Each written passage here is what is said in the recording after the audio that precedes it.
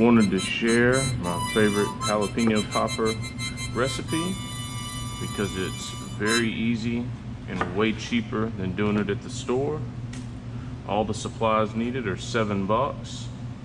The pre-made poppers are much more expensive and they're very plain. They don't season the cream cheese, which is a key part in the flavor. The first thing you want to do is evenly split all of your jalapenos and then remove the center, remove the seeds. That'll be all the heat. They'll be much more mild if you remove the middle.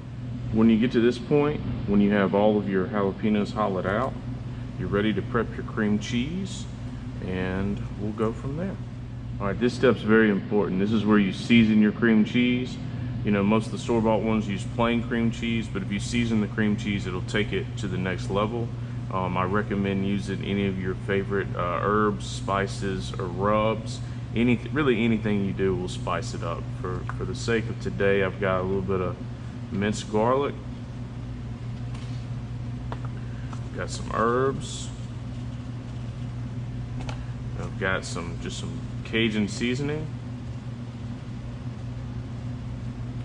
And then real simple, you just want to mash it and fold it until you've got it well mixed. And this step right here will really take your jalapeno poppers to the next level and be much better than the store-bought versions.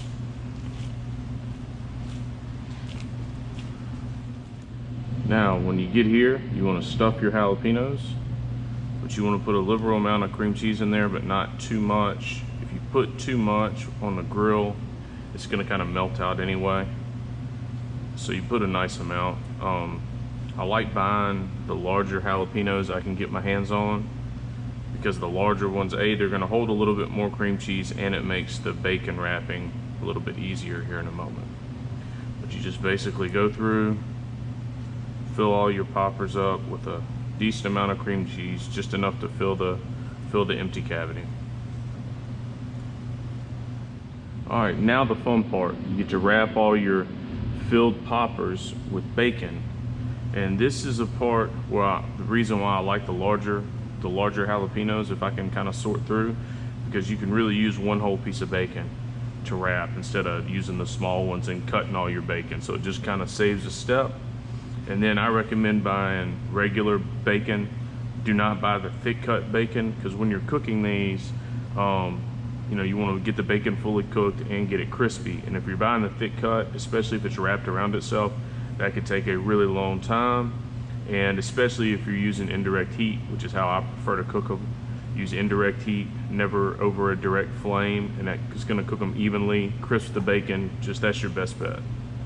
And so whenever we're wrapping them, real easy. I just start with a little overlap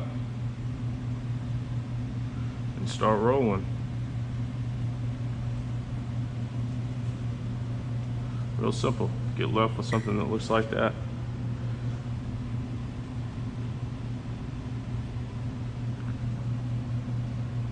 I'll do it this way so we can see a little better. We'll start with a little small overlap.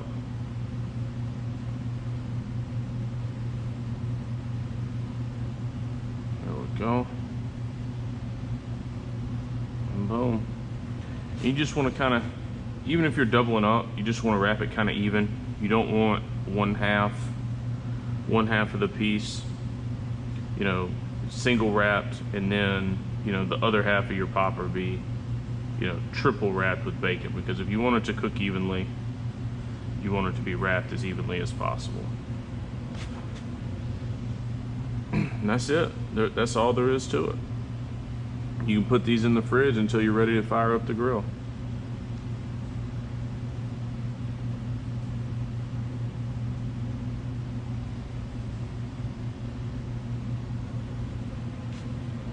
That's all.